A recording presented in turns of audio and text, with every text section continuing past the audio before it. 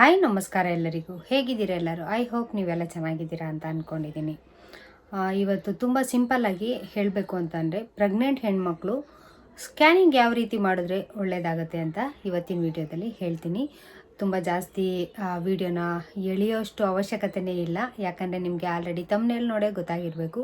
ನೀವಿನ್ನು ಯಾರೆಲ್ಲ ನನ್ನ ಚಾನಲ್ನ ನೋಡ್ತಾ ಇದ್ದೀರೋ ಖಂಡಿತವಾಗ್ಲೂ ನನ್ನ ಚಾನಲ್ನ ಸಬ್ಸ್ಕ್ರೈಬ್ ಮಾಡ್ಕೊಳ್ಳಿ. ಹಾಗೆ ಯೂಸ್ ಆದರೆ ಶೇರ್ ಮಾಡಿ, ಇಷ್ಟ ಆದರೆ ಒಂದು ಲೈಕ್ ಮಾಡಿ ಅಂತ ಹೇಳ್ತಾ, ಇವತ್ತಿನ ವಿಡಿಯೋದಲ್ಲಿ ಸ್ಕ್ಯಾನಿಂಗ್ ಯಾವ ರೀತಿ ಮಾಡ್ಬೋದು, ನಿಮಗೆ ಯಾವ ರೀತಿ ಮಾಡಿದ್ರೆ ಅನುಕೂಲ ಆಗುತ್ತೆ ಅಂತ ಹೇಳ್ತೀನಿ.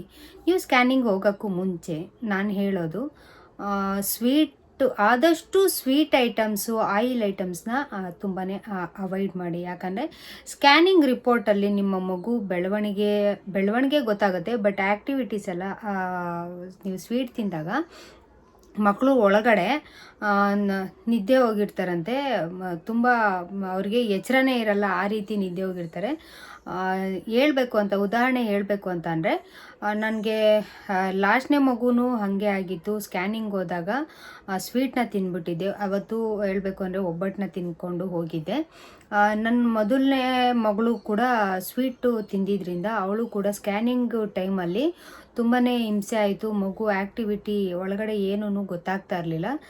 ಡಾಕ್ಟರ್ಸು ಏನು ತಿಂದಿದ್ಯಾ, ಒಳಗಡೆ ಸ್ಕ್ಯಾನಿಂಗ್ ಡಾಕ್ಟ್ರು ಕೇಳ್ತಾಯಿದ್ರು, ಏನು ತಿಂದಿದ್ದೀರಾ, ಮಗು ಆಡ್ತಾನೇ ಇಲ್ಲ ಅಂತ ಕೇಳ್ತಾಯಿದ್ರು.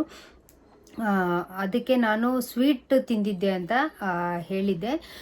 ರೀಸನ್ನು, ಮಕ್ಕಳು ತುಂಬ ಸ್ವೀಟು ಜಾಸ್ತಿ ಆದಾಗ ಒಳಗಡೆ ಮಂದ ಬುದ್ಧಿಯಿಂದ ಇರ್ತೈತೆ ಅಂತ ಡಾಕ್ಟ್ರು ನನಗೆ ಹೇಳಿದ್ದು. ಬಟ್ ನೀವು ಸ್ವೀಟ್ಸು ತಿನ್ಕೊಂಡು ನೀವು ಸ್ಕ್ಯಾನಿಂಗ್ ಎಲ್ಲ ಹೋಗೋದಕ್ಕೆ ಹೋಗಬೇಡಿ. ಯಾಕಂದರೆ ನನ್ನ ಅನುಭವದಲ್ಲಿ ಡಾಕ್ಟರ್ಸ್ ಹೇಳಿರೋ ಅಂಥದ್ದನ್ನ ನಾನು ನಿಮ್ಮ ಹತ್ರ ಹೇಳ್ತಾ ಇರೋವಂಥದ್ದು. ಹಾಗೆ ನೀವು ಪದೇ ಪದೇ ಸ್ಕ್ಯಾನಿಂಗ್ನ ಮಾಡಿಸೋದನ್ನ ಆದಷ್ಟು ಅವಾಯ್ಡ್ನ ಮಾಡಿ. ಯಾಕಂದರೆ ನಿಮ್ಮದು ಸ್ಕ್ಯಾನಿಂಗು ಮುಖಾಂತರ ಮಗುಗೆ ತುಂಬಾ ಎಫೆಕ್ಟ್ ಆಗುತ್ತೆ. ಮಗು ಬೆಳಕು ಆಗಿರ್ಬೋದು, ಅದು ರೇಡಿಯೇಷನ್ ಆಗಿರ್ಬೋದು, ಎಲ್ಲನೂ ಮಗು ಬ್ರೈನ್ ಮೇಲಾಗಿರ್ಬೋದು, ಇಲ್ಲ ಹಾರ್ಟ್ ಮೇಲಾಗಿರ್ಬೋದು, ಎಲ್ಲ ಒಂದು ಅಂಗಾಂಗಗಳ ಮೇಲೂ ಕೂಡ ಅದು ಎಫೆಕ್ಟು ಖಂಡಿತವಾಗ್ಲೂ ಆಗೇ ಆಗುತ್ತೆ. ನೀವು ಪದೇ ಪದೇ ತಿಂಗ್ಳಿಗೊಂದು ಸತಿ ಸ್ಕ್ಯಾನಿಂಗು, 15 ದಿವಸಕ್ಕೆ ಒಂದು ಸತಿ ಸ್ಕ್ಯಾನಿಂಗು ಅಂದ್ಬಿಟ್ಟು ಹೋಗಿ ಮಾಡಿಸಿದ್ರೆ ಖಂಡಿತವಾಗ್ಲೂ ತಪ್ಪಾಗುತ್ತೆ. ಈ ತಪ್ಪನ್ನಂತೂ ನೀವು ಮಾಡ್ಕೊಳ್ಳೋದಕ್ಕೆ ಹೋಗಬೇಡಿ. ನಾನು ಮಾಡಿಸ್ಕೊಂಡಿದ್ದು, ಒಂದು ಸತಿ ಗರ್ಭ ನಿಂತಿದೆಯಾ ಅಂತ ಒಂದು ಸತಿ ಸ್ಕ್ಯಾನಿಂಗ್ ಮಾಡಿ ನೋಡಿದರು. ಅದು ಬಿಟ್ಟರೆ ನಾನು ಮಾಡಿಸಿದ್ದು 3D ಸ್ಕ್ಯಾನಿಂಗ್ ಅಂತ. 3D ಸ್ಕ್ಯಾನಿಂಗಲ್ಲಿ ನಿಮಗೆ ಆಲ್ಮೋಸ್ಟು ಮಕ್ಕಳು ಬೆಳವಣಿಗೆ ಹೆಂಗಿದೆ ನಾವೇ ಕೂಡ ಕಣ್ಣಲ್ಲಿ ನೋಡ್ಬೋದು, ಹಂಗೆ ತೋರಿಸ್ತಾರೆ. ನಿಮಗೆ ನಾರ್ಮಲ್ ಸ್ಕ್ಯಾನಿಂಗಲ್ಲಿ ನಿಮಗೆ ಖಂಡಿತವಾಗ್ಲೂ ಏನೂ ಗೊತ್ತಾಗಲ್ಲ.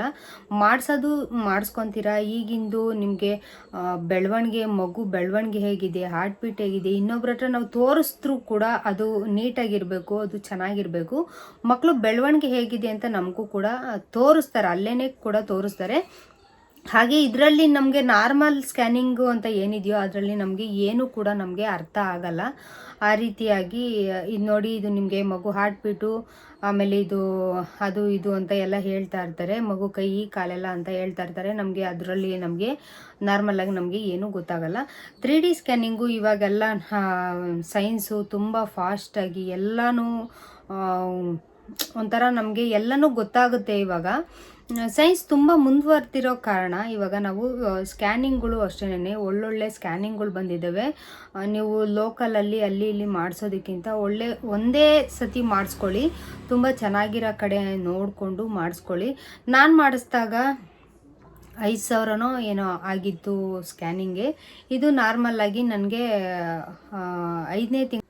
ಹಾಗೆ ನಾನು ಮಾಡಿಸಿರೋ ಅಂಥ ಸ್ಕ್ಯಾನಿಂಗ್ ಬಂದು 3D ಸ್ಕ್ಯಾನಿಂಗು ಸುಮಾರು 9 ವರ್ಷದಲ್ಲೇ ನನಗೆ 5,000 ಏನೋ ಆಗಿತ್ತು. ಈಗ ನನಗೆ ಸ್ಕ್ಯಾನಿಂಗ್ ಬಗ್ಗೆ ಅಷ್ಟೊಂದು ಇದು ಗೊತ್ತಿಲ್ಲ.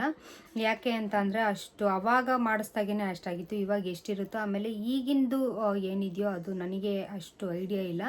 ಯಾಕೆ ಅಂತ ಹೇಳಿದ್ರೆ, ಇವಾಗ ನೀವು ಮಾಡಿಸ್ಬೇಕು ಅಂತಂದರೆ ತುಂಬ ಚೆನ್ನಾಗಿರೋದೇ ಮಾಡಿಸ್ಕೊಳ್ಳಿ. ನೀವೇನೋ ಕಾಸಿರೋ ಅಂತ ಇದನ್ನ ಹೇಳ್ತೀರಾ ಅಂತ ಅನ್ಕೊಬೋದು. ಇಲ್ಲ, ಮಗು ಮುಂದೆ ಏನು ಪ್ರಾಬ್ಲಮ್ ಇದೆ ಅಂತ ಗೊತ್ತಾಗಿ ಸಫರ್ ಪಡೋದಕ್ಕಿಂತ ನಾವು ಒಂದು 5,000 10,000 ನಾವು ಇವಾಗೇನೆ ಸ್ವಲ್ಪ ಆದಷ್ಟು ನೋಡಿಕೊಂಡು ಮಾಡಿಸ್ಕೊಳ್ಳೋದು ತುಂಬ ಒಳ್ಳೆಯದು ಅಂತ ನನಗನ್ಸುತ್ತೆ. ಯಾಕಂದರೆ ಮಗು ಒಳಗಡೆ ಏನು ಪ್ರಾಬ್ಲಮ್ ಆಗಿದೆ ಅನ್ನೋದೆಲ್ಲ ಈ ಇದರಲ್ಲಿ ಗೊತ್ತಾಗ್ಬಿಡುತ್ತೆ. 3D ಸ್ಕ್ಯಾನಿಂಗಲ್ಲಿ ಪ್ರತಿಯೊಂದೂ ನಮಗೇನೆ ಗೊತ್ತಾಗುತ್ತೆ. ಹಾಗೆ ಡಾಕ್ಟ್ರು ಕೂಡ ಹೀಗಿದೆ, ಪ್ರಾಬ್ಲಮ್ ಇದೆ, ಇಲ್ಲ ಅಂತ ಕೂಡ ಅವರು ಹೇಳ್ತಾರೆ. ಅದಕ್ಕೋಸ್ಕರ ಹೇಳ್ತಾ ಇರೋದು, ಮುಂದೆ ಜೀವನದಲ್ಲಿ ಲಕ್ಷಾಂತರ ರೂಪಾಯಿ ಖರ್ಚು ಮಾಡೋದಕ್ಕಿಂತ ಈ ಒಂದು ಸ್ಕ್ಯಾನಿಂಗ್ನ ಮಾಡಿಸ್ಕೊಂಡ್ರೆ ನಿಮಗೆ ತುಂಬಾ ಅನುಕೂಲ ಆಗುತ್ತೆ ಅಂತ ನಾನು ಈ ವಿಡಿಯೋದೊಂದಿಗೆ ನಿಮ್ಮಲ್ಲಿ ಹೇಳ್ತೀನಿ. ನಾನು ಮಾಡಿಸಿರೋದು 3D ಸ್ಕ್ಯಾನಿಂಗ್ ಯಾವ ಥರ ಇದೆ ಅಂತ ನಾನು ತೋರಿಸ್ತೀನಿ. ಇಲ್ಲಿ ನೋಡ್ತಾ ಇರ್ಬೋದು, ಇಲ್ಲಿ ನಿಮ್ಗೇನು ಕಾಣ್ತಿದೆಯೋ ಇದು 5ನೇ ತಿಂಗಳಲ್ಲಿ ಹೊಟ್ಟೆ ಒಳಗಡೆ ಮಗು ಕಾಲು ಎಷ್ಟು ನೀಟಾಗಿ ಕಾಣ್ತಾ ಇದೆ ಅಂತ ನೋಡಿ. ಇಲ್ಲಿ ಇದು ಕೂತ್ಕೊಂಡಿರೋ ಥರ ಕಾಣಿಸ್ತಾ ಇದೆ. ಹಾಗೆ ಇದು ಮಗು ಇದು ಆಕ್ಳಿಸ್ತಾ ಇರೋದು ನೋಡಿ, ಎಷ್ಟು ಚೆನ್ನಾಗಿ ಕಾಣ್ತಾ ಇದೆ ಅಂತ. ನಮಗೆ ಈ ಕಾಲೆಲ್ಲ ನೀಟಾಗಿ ಅಬ್ಸರ್ವ್ ಮಾಡ್ಬೋದು. ಕಾಲು, ಆಮೇಲೆ ಇದು ನಮಗೆ ಅಸ್ಥಿ ಪಂಜರ ಏನಿದೆಯೋ ಒಳಗಡೆ ಅದು ಕೂಡ ಕಾಣ್ತಾ ಇದೆ. ಇಲ್ಲೇನು ನೋಡ್ತಾ ಇದ್ದೀರೋ ನೋಡಿ, ಇಲ್ಲೆಲ್ಲ ಪೂರ್ತಿಯಾಗಿ ಮಗು ದೇಹ ಪೂರ್ತಿಯಾಗಿ ನಮಗೆ ನಿಮಗೂ ಕೂಡ ಕಾಣಿಸ್ತಾ ಇದೆ. ಆಲ್ಮೋಸ್ಟ್ ಕಾಣಿಸ್ತಾ ಇದೆ ಅಂತ ಅನ್ಕೊತೀನಿ. ಯಾಕಂದರೆ ಇಲ್ಲಿ ರಿಂಗ್ ಲೈಟ್ ಹಾಕಿರೋದ್ರಿಂದ ಆ ಬೆಳಕು ಕೂಡ ಇದಕ್ಕೆ ಬೀಳ್ತಾ ಇರೋದ್ರಿಂದ ಸ್ವಲ್ಪ ನಿಮಗೆ ಬ್ಲರ್ ಆಗಿ ಕಾಣ್ತಾ ಇರ್ಬೋದು. ಈ ಥರ ಕಾಣುತ್ತೆ. ಬಟ್ ಆಕಾರ ಎಲ್ಲ ಬಂದಿರುತ್ತೆ. 5ನೇ ತಿಂಗಳಲ್ಲಿ ನಿಮಗೆ ಸ್ವಲ್ಪನೇ ಕಾಣಿಸ್ತಾ ಇರುತ್ತೆ. ಯಾವ ಥರ ಇದೆ ಅಂತ ನಿಮಗೆ ಗೊತ್ತಾಗ್ಬೋದು. ಗೊತ್ತಿಲ್ಲದೆ ಈ ಥರ ಯಾರು ಮಾಡಿಸಿದ್ರೆ ಪರವಾಗಿಲ್ಲ, ನಿಮಗೆ ಒಳ್ಳೆ ಅನುಕೂಲ ಆಗುತ್ತೆ. ಪದೇ ಮಾಡಿಸ್ಕೊಳ್ಳೋ ಅವಶ್ಯಕತೆ ಇರಲ್ಲ. ನಾನು ಇದನ್ನೇನಕ್ಕೆ ತೋರಿಸಿದ್ದು ಅಂತಂದರೆ, ಜಸ್ಟ್ ನಿಮಗೆ ಅನುಕೂಲ ಆಗಲಿ, ಈ ಥರ ಒಂದು ಸತಿ ಮಾಡಿಸ್ಕೊಂಡ್ರೆ ನಿಮಗೆ ಮಗು ಬೆಳವಣಿಗೆ ಹೆಂಗಿದೆ ಅಂತ ನಿಮಗೆ ಕೂಡ ಒಂದು ಐಡಿಯಾ ಬರುತ್ತೆ. ಮುಂದೆ ಏನು ಮಾಡ್ಬೋದು ನಾವು ಕೂಡ ಅಂತ ಒಂದು ಐಡಿಯಾ ಬರುತ್ತೆ. ಮುಂದೆ ಲೈಫ್ ಲಾಂಗ್ ಸಫರ್ ಪಡೋದಕ್ಕಿಂತ ಈ ಥರ ಒಂದು ಮಾಡಿಸ್ಕೊಂಡ್ರೆ ಮಕ್ಕಳ ಆರೋಗ್ಯನೂ ಹೇಗಿದೆ ಅನ್ನೋದು ಕೂಡ ನಮಗೆ ಪ್ರೆಗ್ನೆಂಟಲ್ಲೇ ನಮಗೆ ಗೊತ್ತಾಗುತ್ತೆ. ಹಾಗೆ ಡಾಕ್ಟ್ರು ಕೂಡ ಸಜೆಷನ್ ಮಾಡ್ತಾರೆ. ನಾನು ಈ ವಿಡಿಯೋ ಮಾಡಬೇಕು ಅನ್ನೋ ಉದ್ದೇಶ ನಿಮಗೆ ಅರ್ಥ ಆಗಲಿ. ಹಾಗೆ ಸ್ಕ್ಯಾನಿಂಗ್ನ ಪದೇ ಮಾಡಿಸ್ಕೊಳ್ಳೋದಕ್ಕೆ ಹೋಗಬೇಡಿ. ಹಾಗೆ ಸ್ಕ್ಯಾನಿಂಗ್ ಮಾಡಿಸ್ಕೊಳ್ಳೋವಾಗ ನೀವು ಆಲ್ಮೋಸ್ಟ್ ಸ್ವೀಟ್ನ ತಿನ್ನೋದನ್ನ ಕಡಿಮೆ ಆದಷ್ಟು ಕಂಟ್ರೋಲ್ ಮಾಡಿ. ಅವತ್ತು ಬೆಳಗ್ಗೆ ತಿನ್ನಿ, ಇಲ್ಲಾಂದರೆ ಬಂದಮೇಲೆ ತಿನ್ನಿ.